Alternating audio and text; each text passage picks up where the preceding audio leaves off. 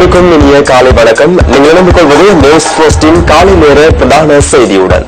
கொழும்பிலுள்ள news போஸ்டின் பிரதான கலையகத்திலிருந்து உங்களை சந்திக்கும் நான் S Krishanth Raj.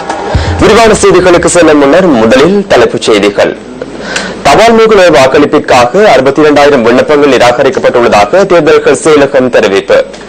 Golden key நிறுவனத்தில் வைப்பீடு செய்தவர்களின் பணத்தை மீள் செலுத்தும் நடவடிக்கை இன்று ஆரம்பம். ஈராக்கின் பக்தாத் நகரில் நடத்தப்பட்ட தாக்குதல்களில் 50 பேர் உயிரிழப்பு.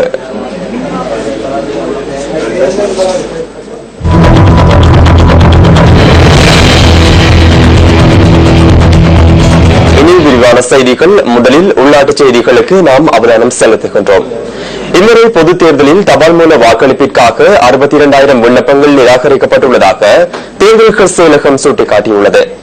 கிடைக்கப்பெற்றுள்ள விண்ணப்பங்களில் 5,66,823 விண்ணப்பங்கள் ஏற்றுக்கொள்ளத்தக்கவையாகும்.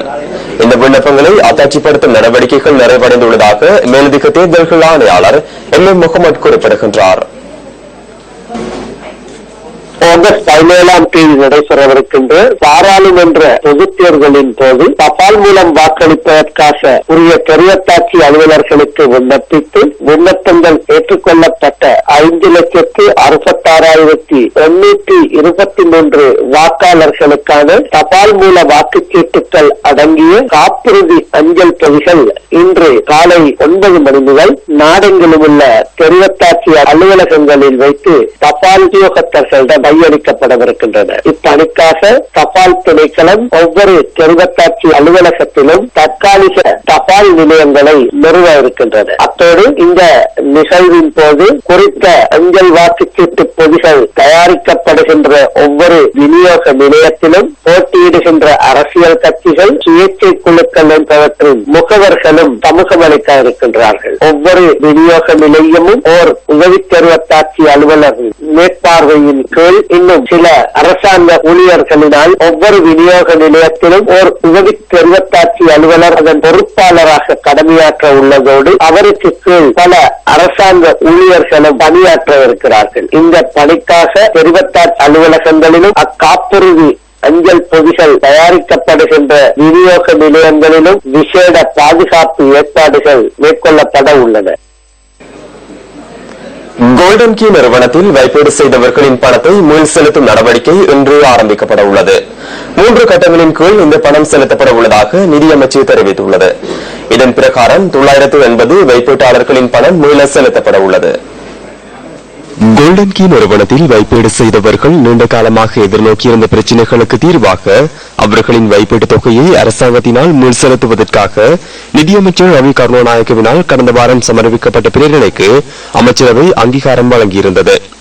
20 லட்சம் ரூபாய் வரை வைப்பீடு செய்தவர்களுக்கான பணத்தை முதற்கட்டமாக செலுத்துவதற்கு தீர்மானிக்கப்பட்டுள்ளது. இது தவிர 100 லட்சம் ரூபாய்க்கு குறைவான தொகையை வைப்பீடு செய்தவர்களுக்கான பணத்தை எதிர்வரும் 2 மாதங்களுக்குள் மீள செலுத்துவதற்கு நடவடிக்கை எடுக்கப்பட்டுள்ளது. 100 லட்சம் ரூபாய்க்கு மேல் வைப்பீடு செய்தவர்களின் பணத்தை அதன் பின்னர் மீள செலுத்துவதற்கும் திட்டமிடப்பட்டுள்ளதாக நிதியமைச்சு தெரிவித்துள்ளது.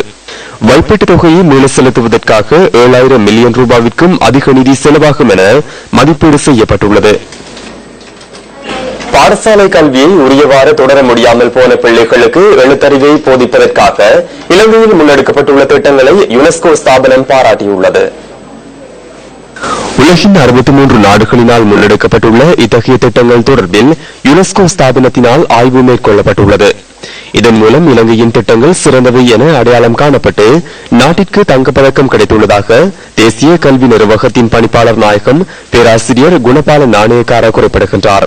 பாடசாலையிலிருந்து இடைவிலகியவர்கள், உடல் ரீதியாகவும் உள ரீதியாகவும் பாதிக்கப்பட்ட மாணவர்கள் என 3 கட்டங்களாக நாட்டில் கல்வி திட்டங்கள் முன்னெடுக்கப்பட்டு வருவதாகவும் அவர் சுட்டிக்காட்டினார். பாடந்துறை உள்ளிட்ட பிரதேசங்கள் சிலவற்றில் இன்று காலை 8 மணியிலிருந்து 10 மணித்தியால நீர்வெட்டு அமல்படுத்தப்பட உள்ளதாக தேசிய நீர்வளங்கள் வடிகாலமைப்பு சபை அறிவித்துள்ளது. கழுகோங்கி நீர்ப்பாசன திட்டத்தில் முன்னெடுக்கப்படவுள்ள திருத்த வேலை காரணமாகவே நீர்வெட்டு அமல்படுத்தப்பட உள்ளது. இதன் பிரகாரம் பாணந்துறை, கிரண வீதி மற்றும் அதனை அண்மித்த பிரதேசங்களில் இன்று நீர் விநியோகம் தடைப்படும் என தேசிய நீர்வளங்கள் வடிகளமைப்பு சபை விடுத்துள்ள அறிக்கையில் தெரிவிக்கப்பட்டுள்ளது. இது தவிர எதிர்வரும் 28ஆம் தேதி காலை 8 மணி முதல் ரைகம் மற்றும் அதனை அண்மித்த பிரதேசங்களில் நீர்வெட்டு அமல்படுத்தப்பட உள்ளதாகவும் அந்த அறிக்கையில் குறிப்பிடப்பட்டுள்ளது. கல்கிஸ்ஸை கடலில் குளிப்பதற்காக சென்று காணாமற் போன 2 மாணவர்களில் ஒருவர் சடலமாக மீட்கப்பட்டுள்ளார். நெகிவலை ஆத்திரிய பிரதேசத்தை சேர்ந்த பாடசாலை மாணவர்கள் 3 நேற்று பிற்பகல் கல்கிஸ்ஸை கடலில் குளிக்க சென்றிருந்தனர். இவர்களில் 2 அலையில் அள்ளுண்டு சென்றதாக போலீசார் தெரிவித்தனர். கடற்படையினரின் ஒத்துழைப்புடன் காணாமற் போன மாணவர்களை தேடும் நடவடிக்கைகள் முன்னெடுக்கப்பட்டிருந்ததுடன் இன்று அதிகாலை மாணவர் ஒருவரின் சடலம் கண்டெடுக்கப்பட்டதாக போலீசார் குறிப்பிட்டனர்.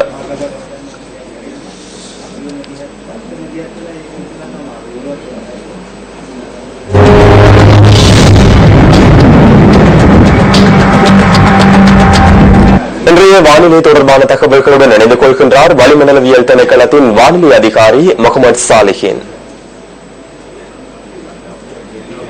மத்திய சப்ரகமுக மேல் மற்றும் வடமேல் மாகாணங்களின் பல இடங்களிலும் காலி மாத்தறை மாவட்டங்களிலும் மழை பெய்யக்கூடும். பிற்பகல் அல்லது மாலை வேளைகளில் கிழக்கு மற்றும் ஊவா மாகாணங்களின் சில இடங்களில் இடியுடன் கூடிய மழை விருத்தியடையும். நாட்டின் மத்திய மலை பிரதேசங்களிலும் மேற்கு தெற்கு கடல் பிராந்தியங்களிலும் மணித்தியாலத்துக்கு 50 கிலோமீட்டரிலும் அதிகரித்த வேகத்தில் பலத்த காற்று வீசக்கூடும். கடல் பிராந்தியங்களை பொறுத்தவரையில் புத்தளம் தொடக்கம் கொழும்பு, காலி ஊடாக ஹம்பாந்தோட்டை வரையான கரையோரத்துக்கு அப்பாலுள்ள கடல் பிரதேசங்களில் பல இடங்களில் மழை பெய்யக்கூடும். பிற்பகல் அல்லது மாலை வேளைகளில் ஏனைய கடல் பிராந்தியங்களின் சில இடங்களில் மழை அல்லது இடியுடன் கூடிய மழை பெய்யக்கூடும் என எதிர்பார்க்கப்படுகின்றது. காற்று மணித்தியாலத்திற்கு 30 முதல் 40 கிலோமீட்டர் வேகத்தில் தென்மேற்கு திசையில் இருந்து வீசும். சில வேளைகளில் காற்றின் வேகமானது மணித்தியாலத்திற்கு 50 கிலோமீட்டரிலும் அதிகரித்து வீசக்கூடும். புத்தளம் தொடக்கம் காங்கேசன்துறை ஊடாக திருகோணமலை வரையான அத்துடன் காலி தொடக்கம் அம்மாந்தோட்டை ஊடாக பொத்தியில் வரையான கரையோரத்துக்கு அப்பாலுள்ள கடல் பிரதேசங்களில் காற்றின் வேகமானது மணித்தியாலத்துக்கு 60 கிலோமீட்டரிலும் அதிகரித்து வீசுவதுடன் குறிப்பிட்ட கடல் பிரதேசங்கள் கொந்தளிப்பாகவும் காணப்படும். நாட்டை சூழ உள்ள ஏனைய கடல் பிரதேசங்கள் இடைக்கிடையே சற்று கொந்தளிப்பாக காணப்படலாம்.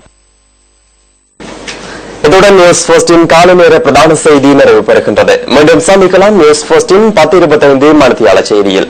தொடர்ந்தும் சக்தி டிவி வழங்கும் நிகழ்ச்சிகளுடன் இணைந்திருங்கள். வணக்கம். Hotline 0114-896-896 www.newsfirst.lk. Feedback at newsfirst.lk.